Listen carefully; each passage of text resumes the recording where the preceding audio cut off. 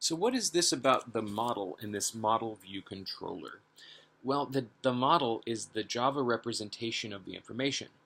So looking at this clip art that I stole from the internet at dknight.com, we have to take real people with real attributes and sort of pick out what's really most important. Or in our case, we have to take real information about the FM radio dial and figure out what's most important. In our example here, we have these students, and everyone has a name, everyone has a roster number, and then everyone has some methods that we could call to work on them. So in the example of the student, the class is going to be the data model.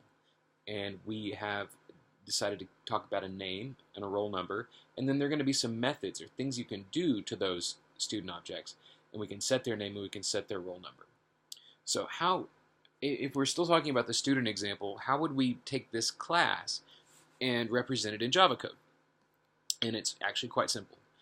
We say public class and then whatever it is, student, FM radio, dog, whatever it is, public class and the name of it.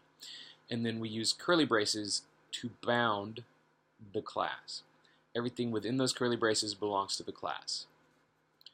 We have member variables, which are the things we need to know about the student or about the radio or about the dog. And then we have methods, which are the things that we can do. So the variables are the things we know about the object. The methods are the things that we can do to or for or that the object itself can do. All right, so how do we code this for a radio tuner? Well, this is what our class is going to look like for a radio tuner. It's going to have a current station, and it's going to have a tune up and tune down method.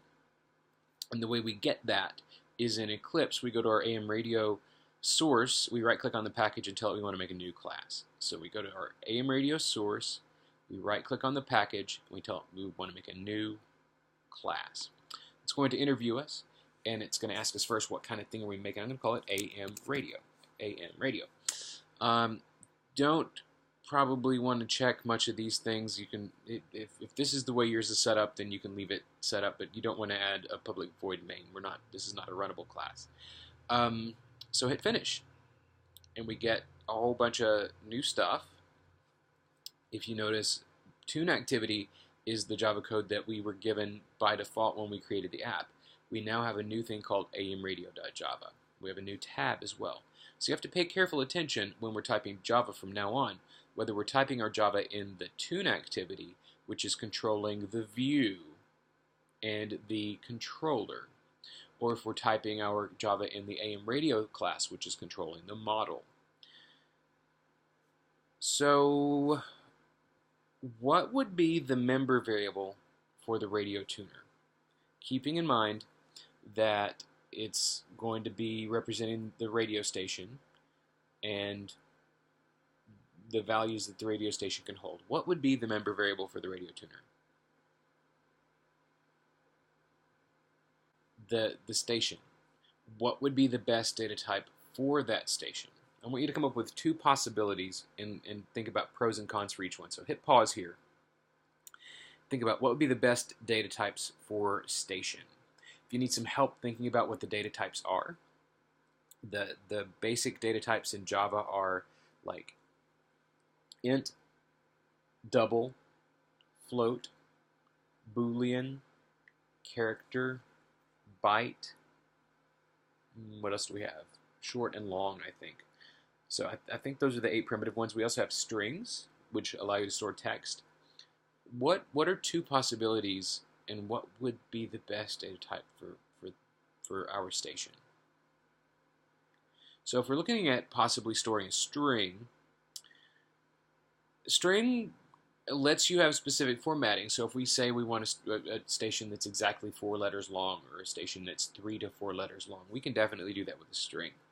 But strings can't do math. So if we're wanting to increase a string's value by 10, for instance, that wouldn't work well. I've got an example that's an FM radio station stored as a string, FM 89.1, which is the radio station my car is permanently tuned to. If I were to then say S equal S plus 0.02, you might be thinking, oh, I'm going to tune it up one from 89.1 to go to 89.3. But when that happens, 89.1 plus 0.02 is 89.1 0.2. So that we can't do math with strings, so that's probably not the best answer.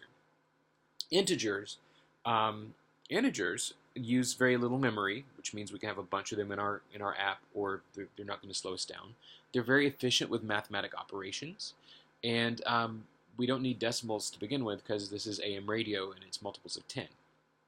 So if we go with integer, I would recommend that. Let's go with integer. So how do we code our current station if we're going to use an integer? And the answer is what I have here to the left.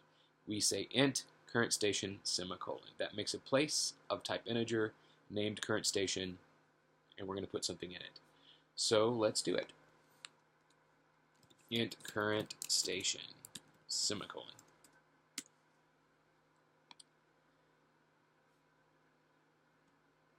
So what are the methods for the radio, and what do you think they should be called?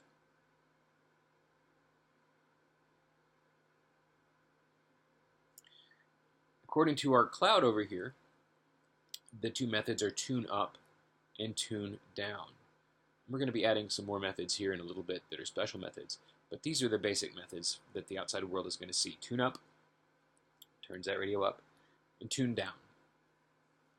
You write a method by first declaring it. If it's going to be accessible from outside the class, it's public.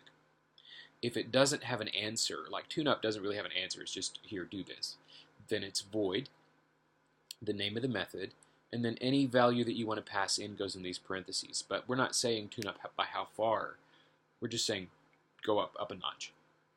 So we can put those in. Public void tune up, and code goes here. And another one below, public void tune down. Notice that it gave me the closed curly brace, and when I gave it the open one. More code goes here.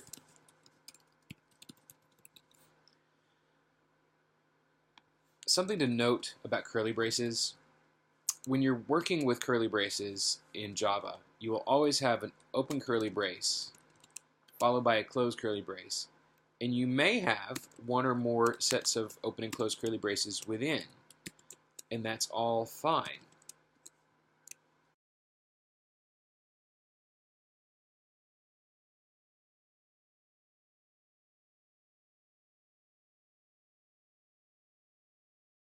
You will never have curly braces that have a situation like this, where I have an open curly brace and a closed curly brace, and within it I have an open curly brace that is matched. I wish I could draw on this computer screen. These two will always match. These two will match. It would not be possible to have these two match and to have those two match. So if this curly brace got lost and it wound up over here, that would give us bugs in our code, which you can see we just got. You have to be careful with your curly braces and make sure that they are where they intend to be. And by letting the IDE help you by creating and managing curly braces, and then you go and type within them, that's really the key to getting your curly braces all worked out. And hit save. Hit save to make sure that all my stars are away. None of my files are out of sync. So I've added my tune up and my tune down method. I told you there were going to be two more, and these two special methods are called constructors. We're going to have a default constructor. It's called default because there's nothing in here, which runs when you don't say what you want to start the radio at. Like if you were to buy a car from the factory that had an FM radio or an AM radio in it, and you took it for a test drive, what would be the radio station that the AM radio is tuned to when you first get the car from the factory? Maybe you've never considered this, but I don't know. Like if you leave your TV unplugged for a long time and you plug it back in, what TV station does it automatically tune to? That's kind of what we're talking about. So if we make a radio tuner and we don't tell it where it's going to be tuned, we're just going to assume that it's going to tune to station 1000, which is a number I just picked out. Some radios will tune to the minimum station. Some stations will tune to the maximum station. I'm just picking 1000 because it's a nice, pretty number. We can also write a constructor which lets the person who creates the radio decide what station it starts out on by passing in an integer s and storing that integer s in the current station. So both of these are examples. I would say radio tuner my radio equal new radio tuner with nothing in it, and that radio is going to be tuned to 1000. The other one, radio tuner my radio equal new radio tuner of 920, that one is going to be tuned to AM 920 as soon as we start using it. Doesn't matter, but we have two options here, and these are called constructors. So I add my constructor at the top of my methods. The constructor should be your first method or methods written. And you say public, the name of the class, AM radio, and here we go with our curly braces. Now notice that I have a return type here for all these other methods. Constructors don't have return types because constructors actually return a reference to the actual object itself. It returns the whole radio. It doesn't return any part of the radio. And what did we say this was going to do? It's going to set our current station to 1000.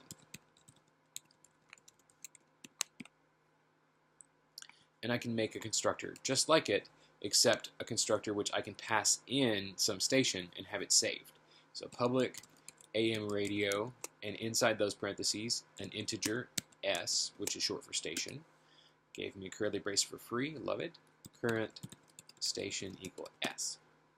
And that will take whatever they pass in and assign it to current station. Now, it could possibly be that we have malicious users or hackers or people like that, or maybe people who just don't really understand our code. And they might pass in a value that doesn't make any sense, like 0. 0 is not a valid AM radio station. 1, 2, 3 is not a valid radio station. And right now, our code is going to take S as it comes, and it's going to use S as it comes. And so it could be possible that we could create an AM radio that could never be tuned because it never starts out right, and so we're kind of stuck. For simplicity, I'm going to leave this like it is, and maybe at the end of the videos, I'll make a part that talks to you about how to make sure that what they pass in is actually a valid station.